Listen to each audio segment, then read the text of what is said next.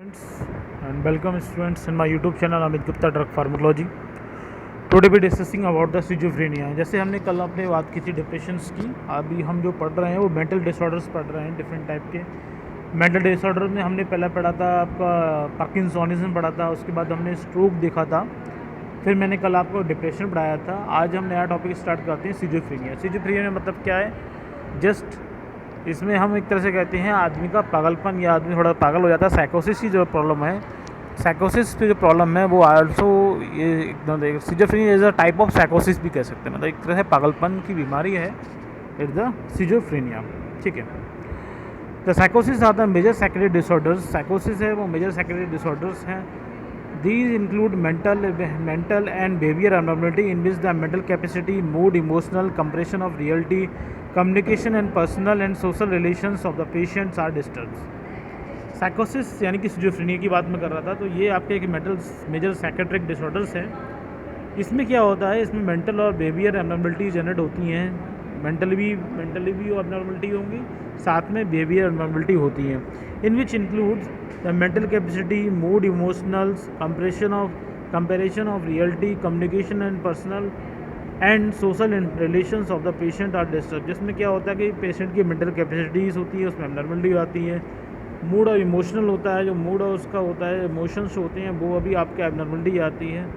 जो रियलिटी मतलब जो आपको जो रियलिटी है, रियलिटी से वो अपने आप को रिकॉग्नाइज़ नहीं कर पाता है। कंपेरिजन्स ऑफ रियलिटी मतलब उसको दिन है तो उसको लगेगा रात है, और आप उससे मना करेंगे कि ये पानी नहीं है तो कहेगा नहीं ये पानी नहीं है, दूध है। इस तरह से रियलिटी को वो अवॉइड करता है, मतलब वो उस जो रियलिटी है उसे एक्सेप्टेड नहीं कर पाता है।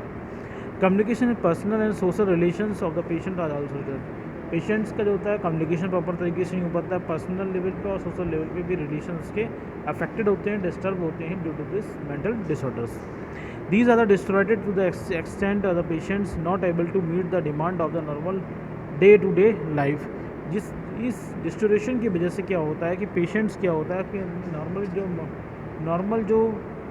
नॉर्मल दिनचर्या है जीवन की, उसको प्रॉपर तरीके से रेगुलेट नहीं कर पाता है, प्रॉपर तरीके से पूरी नहीं पाता। वो आपके not able to meet the demand of the normal day to day life में जो डिमांड्स होती हैं उसको यूटिलाइज़ नहीं कर पाता, मतलब किसी से कम्युनिकेट नहीं कर पाता है, रियलिटी रिकॉग्नाइज नहीं कर पाता है। तो बहुत सारी चीज़ें हैं। आप उसे भूख लग रही है तो खाना नहीं मांगेगा, जिसको टाइम पे जगना चाहिए तो जागेगा नहीं, सोना चाहिए तो सोएगा नहीं। तो जो आपकी नॉर्मल लाइफ की जो डिमांड्स होती हैं वो भी आपकी फुलफिल नहीं हो पाती हैं, वो पूरी नहीं कर पाता है। साइकोसिस में भी ये result of A organic structure और फंक्शनल डिफेक्ट। साइकोसिस क्या, या तो आपके ब्रेन में कोई ऑर्गेनिक केमिकल्स की डिफिशिएंसी या एक्सेसिव हो गया उसकी वजह से हो सकता है, या फंक्शनली कोई डिफेक्ट हो गया है उसकी वजह से भी प्रॉब्लम क्रिएट हो जाती है। Functional brain disorder are further the 3 major cases. जो फंक्शनल ब्रेन डिसऑर्डर होते हैं वो मेनली 3 टाइप के होते हैं। पहला आपका माइनर साइकोट्रिक इलनेस जिसे न्यूरोसिस बोलते हैं, एक फिर साइकोसिस, और दूसरा थर्ड इज़ द अफेक्टिव साइकोसिस इंक्लूड मेंटल डिप्रेशन, मनिया और बाइपोलर साइकोसिस कह सकते हैं। यहाँ पर हम जो नंबर 2 है वो साइकोसिस है, साइकोसिस सिजोफ्रेनिया यानी कि साइकोसिस। सिजोफ्रेनिया मेनली आपके 3 डिसऑर्डर होते हैं, जो आपके माइनर साइकोट्रिक इलनेस हो सकती है, साइकोसिस हो सकता है, या अफेक्टिव साइकोसिस इंक्लूड मेंटल डिप्रेशन का साइकोसिस हो सकता है, या मनिया के साथ साइकोसिस होता है। मनिया मतलब आदमी में पागलपन हो जाएगा, बहुत ज़्यादा चिल्लाता है, बहुत ज़्यादा चीखता है, किसी की बात नहीं सुनता है, बहुत ज़्यादा एग्रेसिव हो जाता है उस कंडीशन में। और बाइपोलर अफेक्टेड साइकोसिस का मतलब क्या है कि कभी कभी क्या होता है बहुत ज़्यादा एग्रेसिव हो जाता है, कभी कभी बहुत ज़्यादा डिप्रेशन में रहता है। यानी बहुत ज़्यादा एग्रेसिव होना, बहुत ज़्यादा एग्रेसिव हुआ किसी टाइम के लिए और किसी टाइम के लिए बहुत ज़्यादा चुपचाप बैठ गया, तो उससे बोलते हैं बाइपोलर डिसऑर्डर। यानी कि दोनों रोल इसके अंदर रेगुलेट हो रहे हैं, एक एग्रेसिव रोल भी हो रहा है और एक डिप्रेसिव रोल भी आ रहा है। ठीक है, तो बेसिकली जो सिजोफ्रेनिया वो क्या है, साइकोसिस है। Schizophrenia is the most common psychotic disorder. It is usually begin during the adolescence और अर्ली चाइल्डहुड।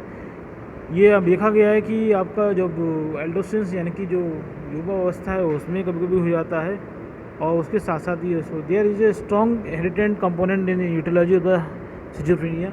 ये मेनली देखा गया है कि अगर किसी जेनेटिकली किसी के पेरेंट्स में या उसकी जनरेशन में कहीं कोई डिसऑर्डर हुआ है तो वहाँ पर उसके आगे वाली जनरेशन में होने के चांसेस बढ़ जाते हैं। The incidence of disease in the first degree related to the patient of 10% and the second degree related to the 3%, यानी कि जो इसका जो फर्स्ट डिग्री रिलेटिव जो मतलब जो चांसेस है पेशेंट का वो 10% रहता है, यानी कि कोई जनरेशन है उसका जस्ट फर्स्ट जनरेशन है, मतलब प्रीवियस जनरेशन में कोई साइकोसिस का पेशेंट था, सिजोफ्रेनिया था, अब उसकी आने वाली जनरेशन में उसका 10% चांसेस रहते हैं, अब उसकी जो सेकंड जनरेशन आएगी उसमें चांसेस 3% रह जाते हैं। ठीक है। अब क्लिनिकल मैनिफेस्टेशन की बात करें, क्या क्या इसके साइन और सिम्टम हो सकते हैं। द सिम्टम्स ऑफ एक्यूट साइकोसिस इंक्लूड द हेलुसिनेशंस मोस्ट एडिटरी।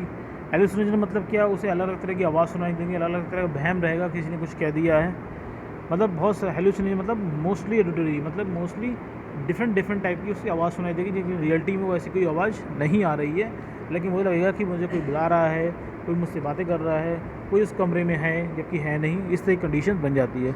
डिलेशंस मतलब क्या है, फॉल्स फिक्स्ड बिलीफ, और मतलब फॉल्स बिलीफ का मतलब क्या है कि जो नहीं है उसके साथ में विश्वास कर जाना, विश्वास करना कि यहाँ पर मेरे कमरे में कोई है, कोई चीज़ ऑब्जेक्ट पड़ा हुआ है, उसको ऐसा लगेगा कि यहाँ पर पानी भरा हुआ है, तो पानी भरा हुआ है, उसे बिलीव होगा कि यहाँ पर पानी भरा हुआ है, जबकि पानी नहीं है। तो इस तरह की उसे लगता है कि मैं पानी में कूद के मर जाऊँगा, पानी में आगे बढ़ूँगा तो मर जाऊँगा, तो उसे फॉल्स बिलीव मतलब क्या है, जो बेतुकी जो विश्वास है उस पर बेतुकी चीज़ों पर विश्वास करने लगता है, ये डिलीशंस जैसी चीज़ हो जाती हैं। ईगो बाउंड्री डिस्टर्ब्स, ईगो होता है, ईगो बाउंड्री जो होती हैं वो डिस्टर्ब हो जाती हैं, छोटी छोटी बातों में वो चिड़चिड़ा हो जाता है। फिर इसके अलावा पैसिविटी का मतलब क्या है, बहुत ज़्यादा इनएक्टिव कंडीशंस हो जाती है, एक्टिव नहीं रहता ज़्यादातर। विड्रॉल बिहेवियर, जो आपका बिहेवियर होगा वो उसका चेंज होता जाएगा, वो किसी भी सोशल कम्युनिकेशंस कम से कम करेगा। थर्ड ब्रॉडकास्टिंग, और कभी कभी बहुत ज़्यादा बोलता है, जितनी लिमिटेड नहीं लिमिट से बहुत ज़्यादा बोलने लगते हैं। ये सभी सिम्टम्स ऑब्जर्व होते हैं हमें सिजोफ्रेनिया या साइकोसिस पेशेंट्स में। The patient is not able to carry a on logical conversations, he or she may turn uncooperative or hostile and may slow behavioral or physical aggressive because the misinterpretations of the realities. देखिए, the patient not able to carry on logical conservations मतलब कोई तार्किक रूप से कोई प्रश्न किसी से हम पूछते हैं पेशेंट से, उस कंजर्वेशंस को वो आसानी से सॉल्व नहीं कर सकता है, लॉजिकल जो बातें हो रही हैं उसको वो आसानी समझ नहीं सकता है। इसके अलावा जो पेशेंट्स या जो भी है वो आपकी जो फिजिकल जो उसकी जो बोलने की टोन होगी या बोलने का स्पीच होगी वो काफ़ी स्लोली होगी, और फिजिकली वो भी काफ़ी स्लोली हो जाएगा, और साथ में जो रियलिटी है लाइफ की उसके साथ में इसकी मिस इंटरप्रिटेशंस होता है। मैंने आपको रियलिटी का मतलब लाइफ ऑफ बताया था, मतलब आप उससे कहेंगे दिन है लेकिन वो कहेगा रात है, आप उससे कहेंगे दोपहर है तो कहेगा नहीं शाम है, तो रियलिटी ऑफ लाइफ को वो मैनेज नहीं कर पाता है।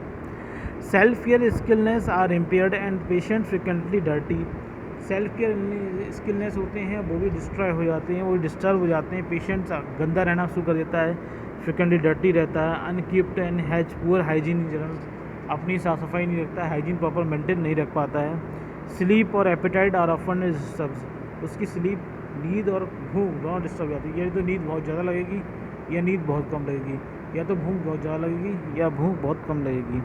After the acute episode ends, लेकिन जब ये स्टार्टिंग की कंडीशंस में जो सिजोफ्रेनिया के सिम्टम आते हैं जब बहुत लॉन्ग टाइम तक चलते रहें, उसके बाद क्या होता है, patient still have some typical residual symptom, तो पेशेंट के अंदर बहुत कुछ टिपिकल टाइप के सिम्टम्स डेवलप हो जाते हैं। क्या होता है, they are anxious, suspicious and lack of motivations, insight and judgement due to they have a difficulty independently and formally close relationship with other, मतलब क्या है कि वो आपका एनॉक्सियस मतलब घबराहट फील करता है, साथ में उसके अंदर कुछ भी मोटिवेशंस नहीं हो पाती है, वो कुछ भी बिना सहारे किसी के नहीं कर सकता, और कोई भी चीज़ों को आसानी से विजुलाइज नहीं कर सकता, समझ नहीं सकता चीज़ों को देखकर, ना ही उसको ये ऐसा जजमेंट ले पाएगा, जजमेंट नहीं कर पाता क्या सही है क्या गलत है, जजमेंट में भी प्रॉब्लम हो जाती है ड्यू टू दिया है difficulty in the living independently and formally close relationship with other, क्योंकि वो पूरी तरीके से और लोगों पर डिपेंड हो जाता है, ना ही वो खाने के लिए बोल सकता है, ना ही वो कोई चीज़ अचीव करता है, पूरी तरीके से जो अदर डिपेंडेंट अदर लोगों पे डिपेंड हो जाएगा, चाहे जजमेंट की रिगार्डिंग हो, चाहे वो मोटिवेशन की रिगार्डिंग हो, चाहे वो कुछ काम करने की रिगार्डिंग हो, सब तरीके से दूसरे पे डिपेंड हो जाएगा, खुद वो कुछ नहीं कर पाता है। ठीक है। डायग्नोस्टिक एंड स्टैटिकल मैनल और mental disorder classify the symptoms of schizophrenia to. अगर डायग्नोस्टिक की बात करें, डायग्नोस्टिक स्टैटिकल बेस पे सिजोफ्रेनिया के जो सिम्टम्स हैं वो आपके दो भागों में डिवाइड किए गए हैं। पहला आपका पॉजिटिव सिम्टम, दूसरा आपका नेगेटिव सिम्टम्स। पॉजिटिव सिम्टम्स में क्या है कि these include the delusions, hallucination, thought distortion and disorganising speech. मतलब क्या है, अनबिलीव, डिलीशन मैंने आपको बताया था कि फेक बिलीव होना, हेलुसिनेशन मतलब तरह तरह की आवाज़ सुनाना, बहम हो जाना, थॉट डिसऑर्डर मतलब कंटिन्यू बहुत ज़्यादा बोलता रहता है, इस तरह की कंडीशन में आती है। डी ऑर्गेनाइज स्पीच, और जो बोल रहा है उसका कोई सेंस नहीं है, डी ऑर्गेनाइज स्पीच होने लगता है। तो इस तरह की सिम्टम्स हैं वो पॉजिटिव सिम्टम्स हैं। नेगेटिव सिम्टम्स की बात करें, these are the withdrawal from social contact. Social contact होते हैं उससे विड्रॉलिंग का ही लगता है, वो किसी से मिलना नहीं चाहता है। लैक ऑफ इमोशंस, इमोशनल जो होते हैं उसके अंदर कम से कम वही लगते हैं। लैक ऑफ मोटिवेशंस कम हो जाता है। और इनहिडिनो मतलब क्या है, अपने आप को सुखद महसूस नहीं करता है, हमेशा अपने आप को दुखी महसूस करता है। वो आपको लगेगा नहीं कि वो सुखी है, अपने आप मतलब हैप्पी फीलिंग तो बिल्कुल ही चली जाती हैं, अनहैप्पी फीलिंग उसको हमेशा मेंटेन रहती हैं। तो ये सभी second phase negative symptoms of the schizophrenia है। पैथोफिजियोलॉजी की बात करें कि किस कारण ये कैसे सिजोफ्रेनिया जैसी कंडीशन बनती है। Pathophysiology, several biochemicals and theories have been proposed by different scientists to explain the pathogenesis of the schizophrenia, but none of them is independently able to explain the complex symptoms of this disease. ठीक है, तो बहुत सारी biochemical हैं, theories हैं, बहुत सारे biochemicals की बात करें तो बहुत सारी थ्योरीज़ की बात करें, प्रपोज की हैं डिफरेंट साइंटिस्ट ने, लेकिन कोई भी आपकी थ्योरी है, कोई भी बायोकेमिकल्स है, वो इंडिपेंडेंटली ये नहीं बता सकता कि इसकी वजह से सिजोफ्रेनिया हो रहा है। यानी कि कॉम्प्लेक्स टाइप के, यानी कि एक से ज़्यादा टाइप के बायोकेमिकल की वजह से हो रहा है, एक से ज़्यादा थ्योरी की वजह से हो रहा है, सिजोफ्रेनिया जैसी कंडीशन बन रही है। किसी पर्टिकुलर एक थ्योरी या एक बायोकेमिकल के कारण सिजोफ्रेनिया जैसी कंडीशंस नहीं बन रही होती है। ठीक है। Some of the more important theories are given below. कुछ थ्योरी को हम यहाँ देखते हैं। पहला थ्योरी क्या है, न्यूरो डेवलपमेंटल एबनॉर्मलिटी थ्योरी। यानी कि कोई बच्चा फिटस को डेवलप हो रहा है और कोई बच्चा जब जन्म लिया है तो उसके ब्रेन में प्रॉपर तरीके से डेवलपमेंट नहीं हो पाया है, कोई ब्रेन का पार्ट है वो डेवलप नहीं हो पाया है, उस कंडीशन को हम न्यूरो डेवलपमेंट एबनॉर्मलिटी बोलते हैं। According to this theory, the basic cause of schizophrenia is an unknown abnormality of development of the brain during the fetal life. Fetal life का मतलब क्या है, जो जब वो बच्चा माँ के गर्भ में जब डेवलप हो रहा था, डेवलप के ड्यूरेशन में उसका ब्रेन होता है प्रॉपर तरीके डेवलप नहीं हो पाया है, तो यानी कि abnormal development of brain during the fetal life. Fetal life मतलब गर्भ की अवस्था में उस बच्चे का ब्रेन प्रॉपर तरीके डेवलप नहीं हो पाया है, जिसकी वजह से क्या होता है, सिजोफ्रेनिया जैसी कंडीशंस उस बच्चे में एडोलेसेंस में, यानी कि जब बढ़ती हुई एज में, यानी कि युवा अवस्था में डेवलप हो जाती है। Genetic predispositions of schizophrenia set the stage of this abnormal neural development. और साथ में जेनेटिक कॉज मैंने आपको बताया था, जेनेटिक की कॉज होता है जो सिजोफ्रेनिया के लिए रिस्पॉन्सिबल होता है। नेक्स्ट जो थ्योरी है वो आपकी डोपामिन थ्योरी है। जैसे हमने पढ़ा था, मैंने पढ़ा था पार्किंसोनिज्म हमने देखा था, डोपामिन की डिफिशियंसी हो रही थी। डोपामिन की डिफिशियंसी की वजह से और एस्ट्रेलिन के बढ़ने की वजह से क्या पार्किंसोनिज्म लाइक सिम्टम्स आ रहे थे। लेकिन सिजोफ्रेनिया में जस्ट अपोजिट है, यहाँ पर डोपामिन की एक्टिविटी बहुत ज़्यादा बढ़ जाती है, जिसकी वजह से क्या है, सिजोफ्रेनिया लाइक जैसे सिम्टम्स बढ़ रहे हैं। Over activity of dopamine neurons या डोपामिनर्जिक न्यूरोट्रांसमीटर्स इंड्यूस ए सिजोफ्रेनिया लाइक सिम्टम्स। जबकि हमने पार्किंसोनिज्म देखा था, पार्किंसोनिज्म क्या होता है, डोपामिन की ओवर एक्टिविटी डोपामिन की एक्टिविटी क्या हो रही थी, कम हो रही थी किसमें, पार्किंसोनिज्म में। लेकिन सिजोफ्रेनिया में क्या हो रहा है, डोपामिन की एक्टिविटी बहुत ज़्यादा बढ़ जाती है, ओवर एक्टिविटी करते हैं। ठीक है। The most widely accepted theory of the pathogenesis of the schizophrenia hold dopamine hyper activity responsible for the disease. यानी डोपामिन हाइपर एक्टिविटी होने लगे जो डोपामिन न्यूरोट्रांसमीटर के थ्रू या डोपामिन न्यूरॉन्स के थ्रू, जिसकी वजह से सिजोफ्रेनिया जैसी कंडीशन बन जाती है। Drug which increase the dopamine activities जैसे लीवोडोपा, एपोमॉर्फिन, एम्फेटामिन्स अगर लॉन्ग टाइम तक दिए जाएँ तो प्रोड्यूस और Brojen the symptoms of schizophrenia. ये सिजोफ्रेनिया जैसे लैक सिम्टम्स को इंड्यूस करते हैं, तो डोपामिन की एक्टिविटी ये ड्रग बहुत ज़्यादा बढ़ा देते हैं। Almost all older neuroleptic drugs are dopamine receptor antagonist. जितनी भी पुरानी जो एंटीसाइकोटिक ड्रग्स थी, न्यूरोलेप्टिक्स मतलब एंटीसाइकोटिक ड्रग्स, जो पुरानी ड्रग्स हैं वो सभी देखा गया है कि डोपामिन रिसेप्टर एंटागोनिस्ट होती है, डोपामिन रिसेप्टर को ब्लॉक कर देती है, जिससे कि डोपामिन के रिसेप्टर की एक्टिविटी कम हो जाती है और सिजोफ्रेनिया सिम्टम्स को ये सप्रेस कर देते हैं। Postmortem studies on the brain of the schizophrenias have so, ये जिंग नहीं है, हाई है, ये मिस टाइपिंग हो गई है, हैव सो हाई, क्या है, high concentration of dopamine receptors. हमें ये भी देखा गया है कि जो पोस्टमार्टम स्टडी है सिजोफ्रेनिया पेशेंट्स की, उनमें देखा गया है कि उन पेशेंट्स के ब्रेन में high level of dopamine receptors होते हैं, डोपामिन रिसेप्टर की क्वांटिटी बहुत ज़्यादा होती है। इसकी वजह से क्या आप मान सकते हैं कि डोपामिन ओवर एक्टिविटी की वजह से क्या होता है, सिजोफ्रेनिया लाइक सिम्टम्स जनरेट होते हैं। आरईटी यानी कि रजिस्टर्ड पर imaging tomography studies on living schizophrenic have also so high dopamine receptor density in some part of the brain. और ये आपका आरईटी जो आपकी है इमेजिंग टोमोग्राफी स्टडी में भी देखा गया है कि सिजोफ्रेनिक पेशेंट्स जो होते हैं उनमें डोपामिन रिसेप्टर की डेंसिटी होती है वो ज़्यादा होती है as compare to the normal human. तो ये डोपामिन थ्योरी की बात हुई। नेक्स्ट आते हैं हम 5-HT थ्योरी यानी कि 5-हाइड्रोक्सीट्रिप्टामाइन की थ्योरी। The distribution of serotonergic and dopaminergic nerves fibres in the human brain is almost similar तरीके से आपके 5-HT न्यूरॉन्स ब्रेन में फैले हुए हैं, इसी तरीके से डोपामिन के न्यूरॉन्स भी फैले हुए हैं। Dopaminergic exons have 5-HT receptor. Dopamine के जो एक्सोन पोर्शन होता है, डेंड्रोन एक्सोन आप पढ़े होंगे, तो एक्सोन पोर्शन में क्या होता है, 5-HT रिसेप्टर होते हैं and the 5-HT is known as a decrease dopamine release by acting on this receptors. और 5-HT क्या करते हैं, डोपामिन की रिलीज को कम कर देते हैं। अब यहाँ पर जो peripheral 5-HT concentration has been found और टू ये higher in the patient of schizophrenia. ये देखा गया है कि पेरिफेरल जो कंसंट्रेशन 5-HT न्यूरोट्रांसमीटर यानी सेरोटोनिन की है वो ज़्यादा पाई गई है किसमें, सिजोफ्रेनिक पेशेंट में। यानी सिजोफ्रेनिक पेशेंट में अगर 5-HT बढ़ रहा है तो वो भी क्या है, सिजोफ्रेनिक रिस्पॉन्सिबल एक तरह से है।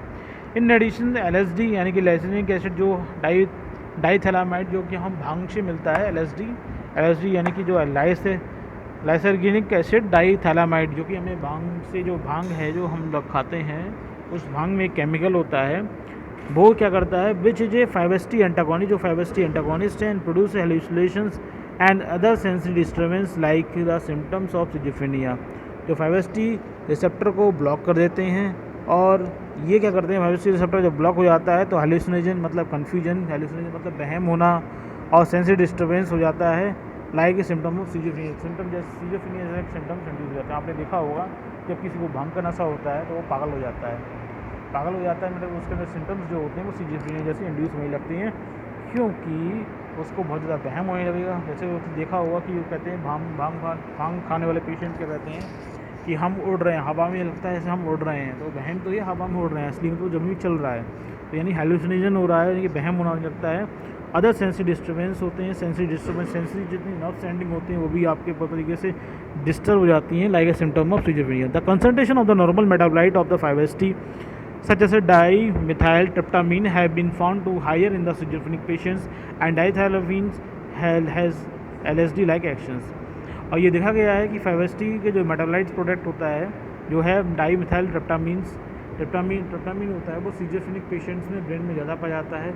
और इसके अंदर एक प्रॉपर्टी होती है डाईमिथाइलट्रिप्टामिन के अंदर कि वो आपके जैसे सिम्टम्स वो आपका LSD इंड्यूस करता है, यानी सिजोफ्रेनिक लाइक सिम्टम्स इंड्यूस करता है, वैसे ही ये सिम्टम इंड्यूस करते हैं।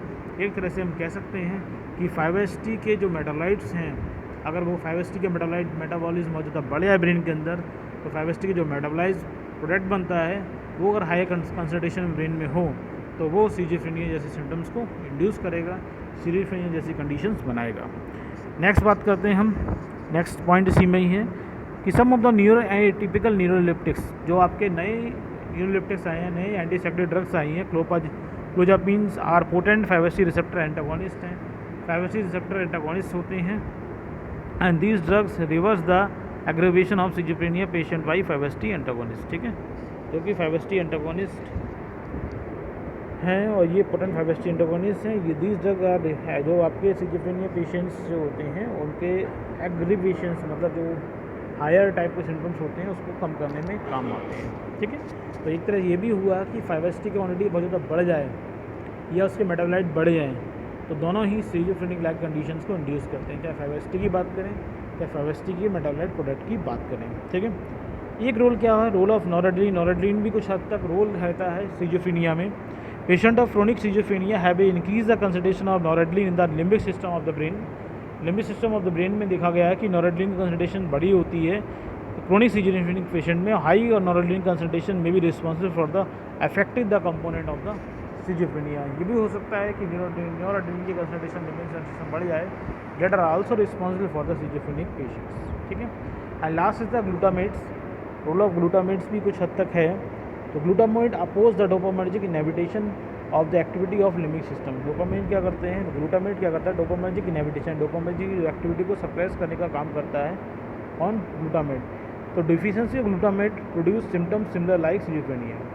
ठीक है, पहले तो पॉइंट ये है कि ग्लूटामेट क्या कर रहा है, वो डोपामिनर्जिक के रिस्पॉन्स को क्या कर रहा है, अपोज कर रहा है। डोपामिनर्जिक के रिस्पॉन्स को या डोपामिनर्जिक के जो एक्शन होते हैं उनको कम करता है। और डोपामिन की ओवर एक्टिविटी की वजह से क्या हो रहा है, सिजोफ्रेनिया हो रहा है। जब ग्लूटामेट अगर हमारे बॉडी में हमारे ब्रेन में प्रॉपर अमाउंट रिलीज होगा डोपामिन की एक्टिविटी को वो कम करेगा, तो इससे क्या सिजोफ्रेनिक लाइक सिम्टम्स क्या होंगे, जनरेट नहीं होंगे। अगर ग्लूटामेट कम हो गया तो डोपामिनर्जिक इनहिबिशन नहीं होगा, या डोपामिन की एक्टिविटी ओवर एक्टिविटी हो जाएगी जिसकी वजह से सिजोफ्रेनिक लाइक सिम्टम्स जनरेट हो जाएंगे। डिफिशिएंसी ऑफ ग्लूटामेट प्रोड्यूस यानी कि डिफिशिएंसी जो ग्लूटामेट की हो जाएगी तो similar symptom of schizophrenia induce होंगे क्योंकि डोपामिन की एक्टिविटी बहुत ज़्यादा बढ़ गई है, तो वही ग्लूटामेट कम हो गया। क्योंकि ग्लूटामेट क्या करता है, एक्टिविटी और डोपामिन को कम करता है। जब ग्लूटामेट कम हो गया डोपामिन एक्टिविटी बढ़ जाएगी इंडायरेक्टली और सिजोफ्रेनिया लाइक सिम्टम्स प्रोड्यूस करेंगे। It has been suggest that imbalance between the activity of dopaminergic and glutaminergic systems is responsible for the pathogenesis of the schizophrenia. ये भी देखा गया है कि ग्लूटामेट जब बहुत ज़्यादा कम हो जाए और डोपामिनर्जिक एक्टिविटी बहुत ज़्यादा बढ़ जाए, ग्लूटामिनर्जिक एक्टिविटी कम हो जाए, ग्लूटामेट के कारण ग्लूटामेट न्यूरोट्रांसमीटर है उसके कारण एक्टिविटी बहुत ज़्यादा कम हो जाए और डोपामिन के कारण जो एक्टिविटी हो रही है बहुत ज़्यादा बढ़ जाए, वो also responsible for the schizophrenia conditions. ठीक है, यहाँ पर हमें एक बात क्लियर हो गई, डोपामिन के ज़्यादा बढ़ने के कारण और 5-HT ज़्यादा बढ़ने के कारण अगर ब्रेन में डोपामिन और 5-HT यानी सेरोटोनिन ये दोनों न्यूरोट्रांसमीटर बहुत ज़्यादा बढ़ रहे हैं, that are responsible for the schizophrenic conditions. ठीक है, और कुछ हद तक कहीं कहीं नॉरेड्रेलिन भी रिस्पॉन्सिबल होता है। और ग्लूटामेट अगर कम हो जाए तो भी डोपामिन एक्टिविटी बढ़ जाती है, that is also responsible for the schizophrenic conditions. तो ये आपको समझ में आ गया होगा मैं समझता हूँ, पैथोफिजियोलॉजी ऑफ सिजोफ्रेनिया। और सिजोफ्रेनिया अगर क्वेश्चन समझ में आया हो तो वीडियो को जरूर लाइक कीजिएगा, और आपको कोई कन्फ्यूजन हो कोई क्वेश्चन हो तो कमेंट बॉक्स जरूर पूछिएगा, और आपको लगता है कि वीडियो किसी से शेयर करने का उसके लिए हेल्पफुल हो सकता है तो उससे ज़रूर शेयर कीजिएगा। नेक्स्ट वीडियो मिलेंगे, नेक्स्ट लेक्चर मिलेंगे नेक्स्ट डिसीज़ के साथ में, तब तक के लिए थैंक यू।